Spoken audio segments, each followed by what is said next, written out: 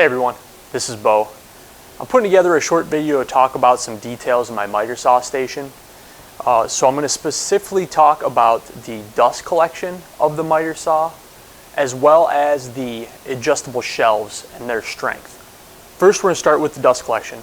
Want to give you a quick overview, and then we'll do a kind of a side-by-side comparison of the different dust collection features that I've added and how effective they are or are not. And then we will move on to the adjustable shelves and do a quick strength testing of them. All right, so we're up close and personal here with the miter saw and with my face, unfortunately. But I want to get you into what's going on behind the curtain, if you will, and those two panels are the curtain I'm referring to. Those are a critical part of the dust collection system.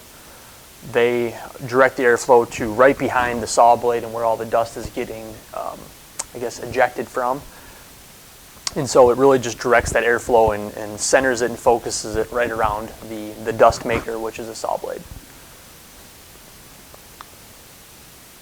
Other things you'll see in here, some panels over here and down here and up here, maybe if you see that one.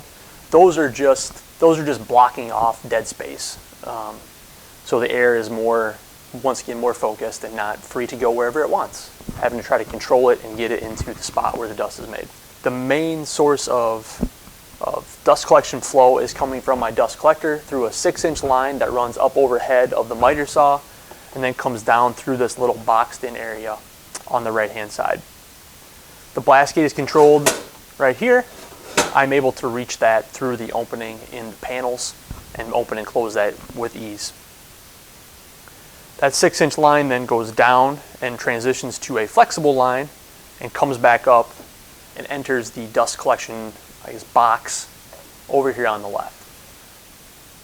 Now the major change I've made since I've built the dust collector is I have added a secondary source of collection, and that's right at the saw blade here. There is a line, 1.5-inch line that's coming out of my dust collection box and entering the saw blade to collect dust right at the blade itself.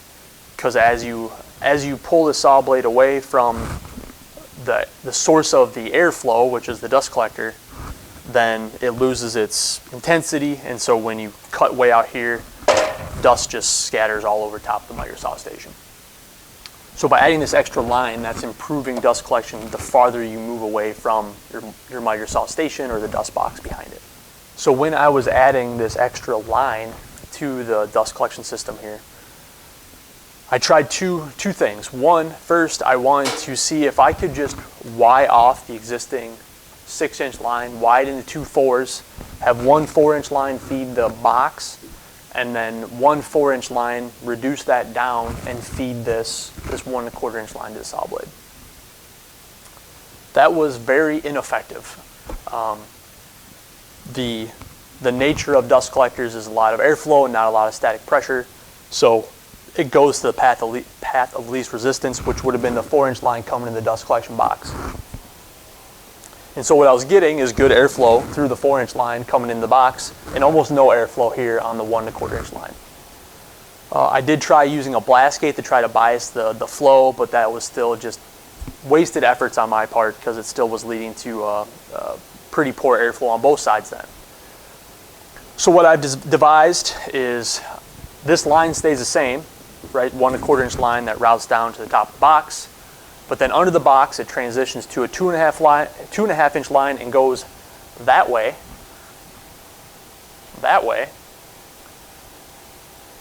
and then it sneaks out and around, comes from that cavity behind the lower cabinets, comes in handy here because you can route stuff back there, comes out, comes this way, and then what I have is a little rubber PVC coupling in here, and I have my shop vac hose, and I can plug that right in to that little rubber coupling, and then I have a switch.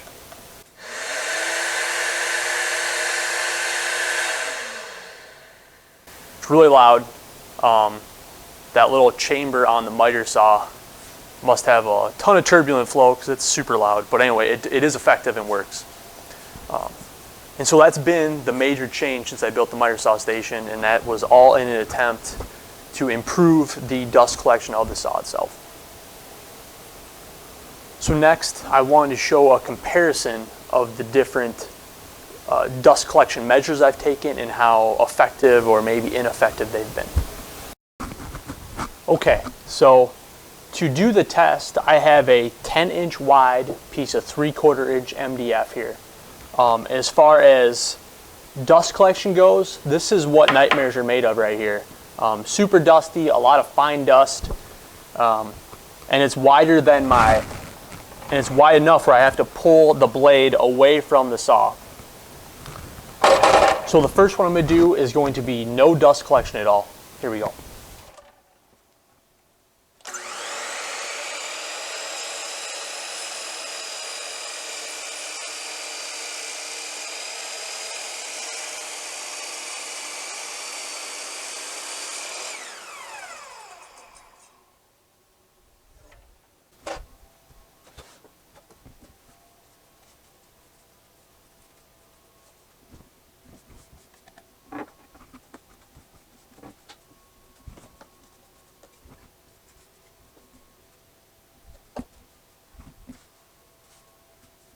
So I'm hoping the camera caught the dust cloud that blew everywhere. And so there's dust, I mean, went all the way down there to the end. There's some dust down there at the other end. And then this was kind of what was local around the saw. Not a ton of dust here, but still there's a dust cloud. There's a whole bunch lined up back here. Yeah, pretty messy. So not effective at all, of course, because there is no dust collection. So that would make sense. So the next one I'm going to try is just the 6-inch line by itself. We'll see how effective that is.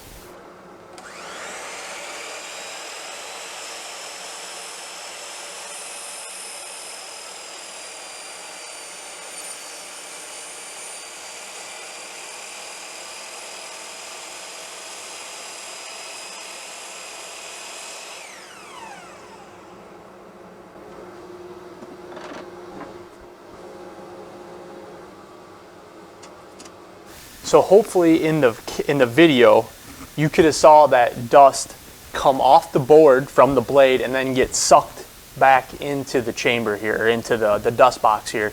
Once again, that's due to the fact that there's a lot of airflow moving through that 6-inch line.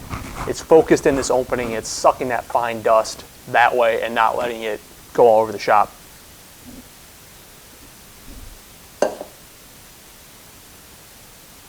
So here's kind of the comparison so far. Not real scientific, but that's with the dust collector. So still some of the larger particles are still kind of coming off the side here. And that was with no dust collection at all. The very last scenario I'll run is the 6-inch line and the vacuum going through the 1 1/4 inch line.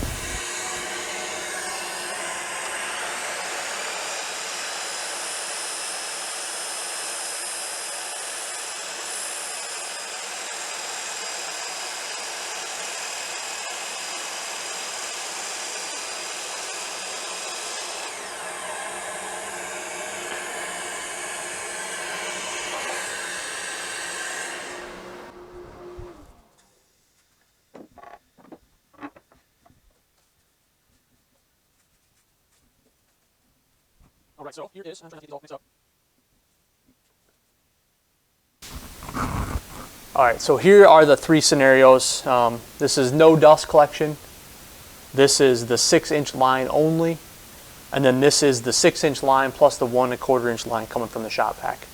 And so, of course, you can see more and more airflow directed closer and closer to the blade. You're getting less dust around the saw itself, and of course coming out into the environment here.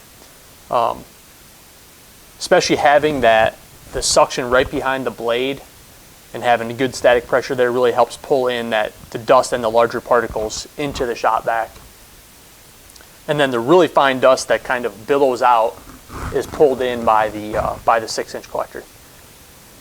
So overall, I'd say it's pretty effective, right? This is about as scientific as I can make it. But yeah, it looks like using both of them is the most effective option. Go figure. More air directed by the blade, better results. Cool. So I think that kind of wraps up the dust collection comparison. If you have any questions on how I routed the lines or whatever, please leave them in the comments. I'll get back to you as soon as I can. I should also mention that my phone was probably 9 feet away from the miter saw, and you still see it. It got a whole bunch of dust on it, likely from not using the dust collector at all. So it's not just local where the dust is at, it gets everywhere. Okay, for the next little portion or segment here, I wanted to talk about the adjustable shelves and their, I guess, weight carrying capacity, if you will. So across the top of this unit, there's adjustable shelves. Most of them are actually made out of 3/4 inch pieces of plywood. So 3/4 inch, 3/4 inch, there's 3/4 inch over there. These over here are actually only a 1/2 inch thick plywood. And this far right cabinet is the longest span left to right. So this is inside opening to opening is actually 24 1/8. And like I mentioned, just 1/2 inch birch veneer plywood with a really thin strip on the front, not adding much for structural support, just more of a decorative edge to cover the plywood. So what I'm going to do is I got some weights here. I'm going to start loading them up slowly, and we will wait in here when there's a noise that may indicate that that's enough. One last spec, the shelf pins that are holding these are, oh, what size are these things? So they are 5mm shelf pins, or something like this. So I have that shelf set up there on 4 shelf pins, and let's see how much weight it can hold.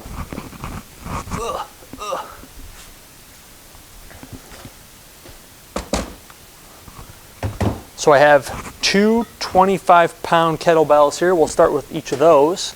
We'll start with one of those. All right. That looks okay. I'll put it right in the center.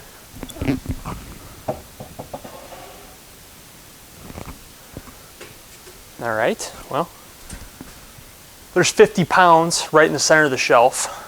It's doing okay. It is sagging a little bit, but it's doing okay. 35-pounder.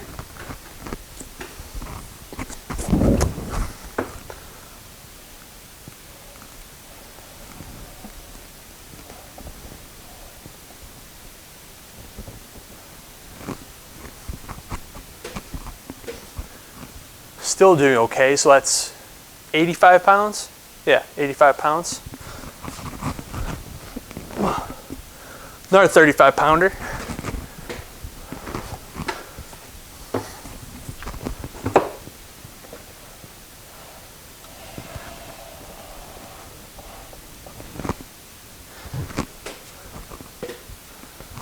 So, yeah, they can hold quite a bit of weight, I guess.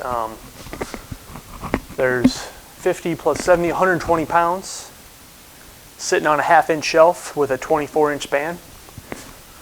Now the shelf is sagging, I can tell you that. All right, and we are, I'd say it is sagging about 1/8 of an inch. So that kind of wraps up the will it hold it challenge. But one thing reminded me when I was pulling that weight off and the shelf was sliding out, it reminds me that it would make sense when you use shelf pins like that to either make a small, I guess, notch or not cut out, but a small, what is the word I'm looking for? Recess, a smaller recess in the bottom of each shelf where those shelf pins are. So when you set the shelf on there, it doesn't slide back and forth, it just sits in place. You could probably use a router or maybe a Forstner bit. So I hope that was a little bit informative. As always, thanks for watching and have a good one. Take a moment to collect my thoughts.